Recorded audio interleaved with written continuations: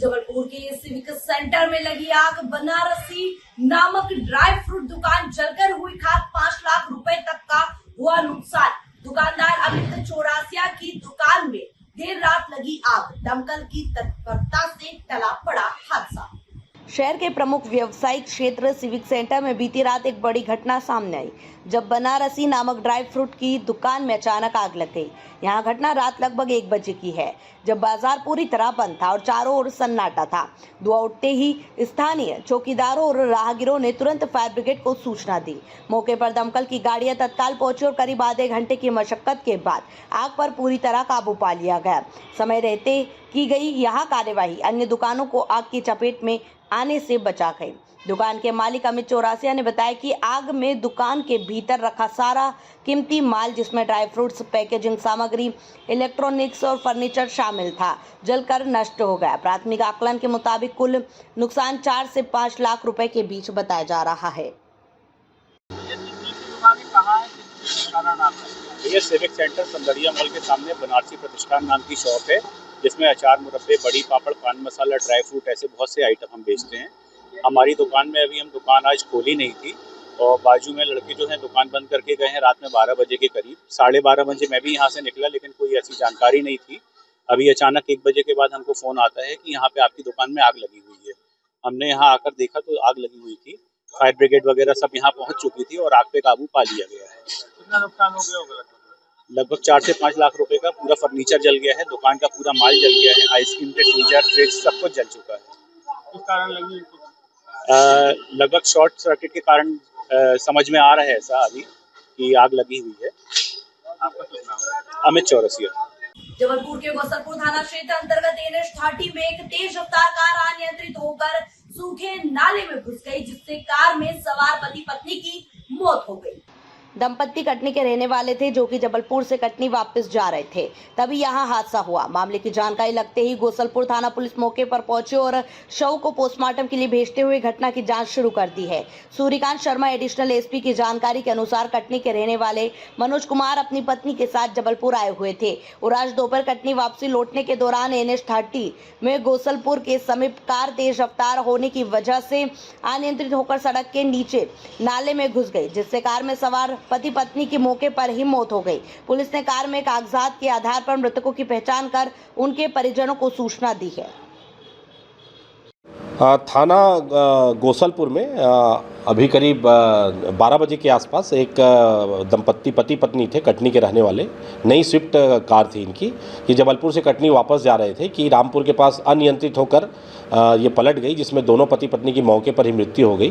तत्काल मौके पर पुलिस पहुंचकर शव का पंचायतनामा कर इसमें मर्ग रजिस्टर्ड किया गया है। पोस्टमार्टम हेतु उसको भेजा जा रहा है और इसमें आवश्यक वैधानिक कार्रवाई सुनिश्चित की जा रही है।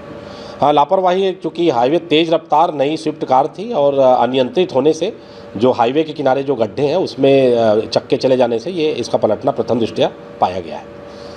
पनागर थाना अंतर्गत ग्राम कसी में बुधवार दोपहर 2 बजे के दौरान मंजू भूमिया के मकान का छज्जा अचानक गिरने से उसके नीचे खड़े 2 बच्चे और 2 महिलाएं गंभीर रूप से घायल हो गई, जिन्हें मेडिकल अस्पताल में भर्ती किया गया। वहीं बताया जा रहा है कि मंजू भूमिया, जिसका मकान बैंक ने सीज किया है, उसके पास शादी समारोह चल रहा था, जहां मंजू भूमिया के मकान के नीचे लोग खड़े हुए थे। इस दौरान अचानक छज्जा गिरने से उसके नीचे खड़े 2 बच्चे और 2 महिलाएं घायल हो गई।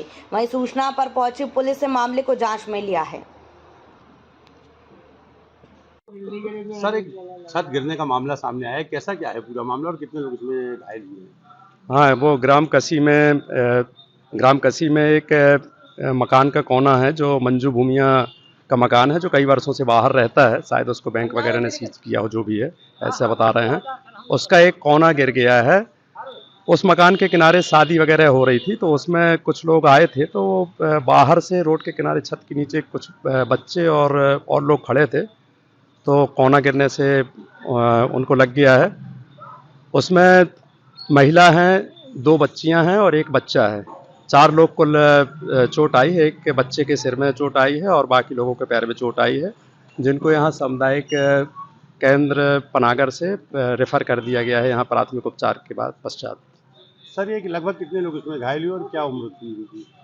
हाँ, इसमें 4 लोग घायल हुए, जिसमें 2 लोग बड़े थे और 2 बच्चे थे। जबलपुर में बुधवार गुरुवार की दरमियानी रात एक दुल्हन ने आधारताल थाने में शिकायत दर्ज कराई है। दुल्हन ने बताया कि कल रात शहर के लाल मिट्टी इलाके से उसकी बारात आई थी। दुल्हन ने बताया कि कल रात शहर के लाल मिट्टी इलाके से उसकी बारात आई थी। उसी दौरान घर के पीछे रहने वाले अभिषेक और कपिल ने बाइक से दूल्हे की घोड़ी को टक्कर मारी। इसका विरोध किया तो अभिषेक के परिवार वालों ने घर के बाहर हंगामा करते हुए दूल्हे की कार पर पथराव कर दिया। इस घटना में दुल्हन परिवार के 4 से 5 लोग घायल हुए हैं। उनका इलाज जिला अस्पताल में चल रहा है। इधर आधारताल थाना पुलिस ने पीड़ितों की शिकायत को नजरअंदाज करते हुए दोनों पक्षों के खिलाफ इसे जमीनी को लेकर विवाद बताते हुए मामला दर्ज कर लिया।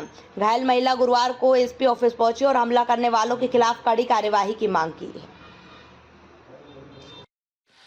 ये परसों की ये घटना है। एक शादी समारोह में 2 पार्टियों के बीच में एक पुराना ज़मीन की संबंधी का विवाद को लेकर 2 पार्टियों के बीच में मारपीट हुई थी। उसमें एक पार्टी को साधारण चोटें लगी थी और एक पार्टी को चाकू की कुछ सिर पे और गर्दन में चोट लगी थी। दोनों पार्टियों की तरफ से एफआईआर हुई है। एक पार्टी के खिलाफ साधारण मारपीट की एफआईआर हुई है और दूसरा पार्टी के खिलाफ 307 की एफआईआर हो चुकी है। एक घायल अस्पताल में ट्रीटमेंट ले रहा है। दूसरा पार्टी को इतना ज़्यादा चोट नहीं है, इसलिए वो डिस्चार्ज हो चुके हैं और दोनों के तरफ से कार्रवाई हुई है और पुलिस एक 307 की कार्रवाई हुई है। उसके अभी उसके आरोपी लोगों को तलाशी जारी है और तलाशी हो रहा है। उनको भी तुरंत गिरफ्तारी हो जाएगी। इनका ज़मीनी विवाद था, पुराना एक प्रॉपर्टी को लेके। दोनों रिश्तेदार पार्टी है, दोनों को एक पुराना ज़मीन की विवाद था। दोनों को ज़मीनी विवाद को लेकर ही इनका शुरुआत में डिस्कशन होने लगा। उसको डिस्कशन होते हुए बाद में वो मारपीट कन्वर्शन हुआ। उसके बाद में ये पूरा घटनाक्रम हो गया। दुल्हन का भी चाकू हुई है। दुल्हन के तरफ से ये परसों ही उसके आरोपियों के खिलाफ एफआईआर हुई है। दूसरे पार्टी का कल रात को एफआईआर हुई है। जबलपुर के नेताजी सुभाष चंद्र बोस मेडिकल कॉलेज का आज प्रमुख सचिव संदीप यादव और कॉरपोरेशन के एमडी मयंक अग्रवाल के द्वारा निरीक्षण किया गया। इस दौरान प्रमुख सचिव ने सुपर स्पेशलिस्ट मेडिकल कॉलेज का निरीक्षण किया। इस दौरान प्रमुख सचिव ने डीन नवनीत सक्सेना से सुपर स्पेशलिस्ट मेडिकल कॉलेज में हो रही समस्या और आवश्यकताओं को लेकर गहन चर्चा की। इस दौरान प्रमुख सचिव और कॉरपोरेशन एमडी मयंक अग्रवाल ने कैंसर विभाग का भी निरीक्षण किया। साथ ही मशीनों की आवश्यकता और कैंसर विभाग के विस्तारीकरण और उसके टेंडर व जगह को लेकर चर्चा कर रूपरेखा तैयार की गई। इस दौरान जिला स्वास्थ्य अधिकारी संजय मिश्रा और मेडिकल डीन मौके पर उपस्थित रहे। आज प्रमुख सचिव स्वास्थ्य एवं चिकित्सा शिक्षा विभाग माननीय श्री संदीप यादव जी और इसके अलावा कारपोरेशन के जो एमडी हैं वो श्री मयंक अग्रवाल सर का आगमन हुआ है और उन्होंने मेडिकल कॉलेज के काफ़ी हिस्से का भ्रमण किया है। सुपर स्पेशलिटी को उन्होंने एक एक जगह जाकर देखा, क्या समस्याएं हैं, क्या निराकरण करना चाह रहे हैं। इस सब में विस्तृत चर्चा उन्होंने की है। जो डायरेक्टर हैं वहाँ के सुपर स्पेशलिटी के डीन हैं डॉक्टर नवनीत सक्सेना और अन्य जो अधिकारी हैं उनके साथ बहुत गहन चर्चा की है। बातों को उन्होंने समझा है और उसके निदान के लिए उन्होंने आश्वस्त किया है। अब वो कैंसर हॉस्पिटल के भ्रमण के लिए आए हैं क्योंकि कैंसर हॉस्पिटल में भी कुछ समस्याएं, कुछ नई मशीनें लगनी है उसमें। वो मशीनों के लिए स्थान, कितना समय लगेगा, टेंडर की प्रक्रिया क्या होगी और इसके अलावा स्पेस की भी समस्या कि स्थान कम है मरीजों के लिए, तो उसका एक्सटेंशन कैसे किया जा सकता है ये देखने के लिए आज वो यहाँ आए हुए हैं। मेडिकल कॉलेज जबलपुर एक एस्टेब्लिश्ड मेडिकल कॉलेज है, हमारे जो टॉप 5 मेडिकल कॉलेज है जबलपुर का नाम है। लेकिन जो क्या जबलपुर आगमन हुआ है तो निश्चित तौर पर यहाँ की व्यवस्थाओं का इंस्पेक्शन उस दृष्टि से नहीं है कि गलतियाँ देखनी, but I want to understand कि यहाँ किस तरह की गतिविधियाँ हैं, क्या समस्याएं हैं, क्या उसका समाधान हो सकता है। तो we are out for that. जैसा आपने भी अभी देखा होगा, आपके भी साथ में चल रहे हैं, जैसे कि फुटफॉल बहुत है तो उसको लेकर निश्चित तौर पे मैन पावर से लेकर जो भी समस्या है हम कोशिश करेंगे उसका समाधान करें। फुटफॉल अधिक होना अपने आप में दर्शाता है कि लोगों का विश्वास है, इस मेडिकल कॉलेज में लोगों का विश्वास है, पेशेंट्स यहाँ आ रहे हैं। तो आप जस्ट स्टार्टेड, देखो एक प्रमुख मुद्दा जबलपुर के दमोनाका नगर निगम जोन क्रमांक 6 के बाहर पूर्व कांग्रेस पार्षद जितिन राज के नेतृत्व में कांग्रेस पार्षद दल ने जोन क्रमांक 6 और 14 के अंतर्गत आने वाले वार्डों में फैली अव्यवस्थाओं को लेकर प्रदर्शन कर नारेबाजी की। वहीं 3 दिन का अल्टीमेटम दिया गया कि अगर इन वार्डों में फैली अव्यवस्थाओं को दुरुस्त नहीं किया जाता है तो कांग्रेस पार्षद दल स्वयं सफाई अभियान चलाकर विरोध करेगा। इस दौरान पूर्व पार्षद जितिन राज ने कहा कि जोन क्रमांक 6 और 14 के अंतर्गत आने वाले वार्डों में डोर टू डोर व्यवस्था ठप पड़ी हुई है। वार्ड में गंदगी का अंबार लगा हुआ है, पाइपलाइन बिछी हुई है और लेकिन पाइपलाइनों में पानी नहीं आ रहा है। गर्मी के मौसम में वार्ड की जनता परेशान हो रही है। अगर सोमवार तक नगर निगम नहीं चेता तो कांग्रेस पार्षद प्रदर्शन करेगा। आज नगर निगम क्रमांक 6 और 14 का प्रदर्शन करके घेराव किया गया।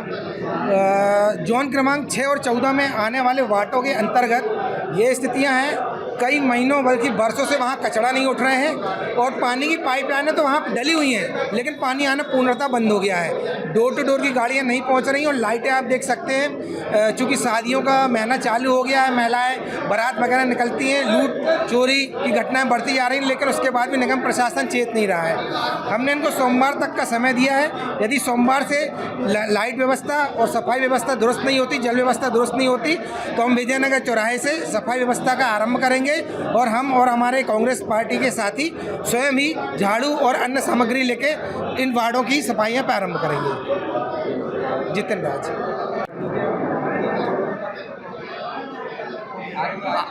आज कांग्रेस कार्यकर्ताओं ने हमारे पूर्व पार्षद जितिन राज जी के नेतृत्व में जोन नंबर 6 और 14 के अंतर्गत आने वाले वार्डों की समस्याएं, जैसे मुख्य रूप से Ram Manohar Lohia ward zone number 6 के अंतर्गत और जोन नंबर 14 के अंतर्गत जयप्रकाश नारायण वार्ड, इन वार्डों में सहित इन्हीं जोनों के अंतर्गत सभी वार्डों में डोर टू डोर की व्यवस्था पूरी तरह से चरमरा चुकी है।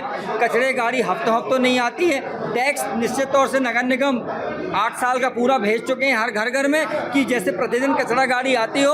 आम आदमी ने टैक्स चुकाया भी है लेकिन उसके बाद कचरा गाड़ी नहीं आ रही है। नगर निगम के अधिकारियों की ऊपर से नगर सत्ता के बैठे जनप्रतिनिधि जो कुंभकर्ण नींद में सो रहे हैं, वो सिर्फ टैक्स वसूली करना जानते हैं पर आम जनता को सुविधाएं देना नहीं जानते। आज हमारे कांग्रेस कार्यकर्ताओं ने जोन नंबर 6 और 14 में दमू नाका क्षेत्रीय बस स्टैंड में प्रदर्शन किया है। अधिकारियों से हम लोग नीचे बैठकर बात करी है कि निश्चित तौर से प्रतिदिन ये तय हो कि डोर टू डोर की व्यवस्था सुचारू रूप से चले।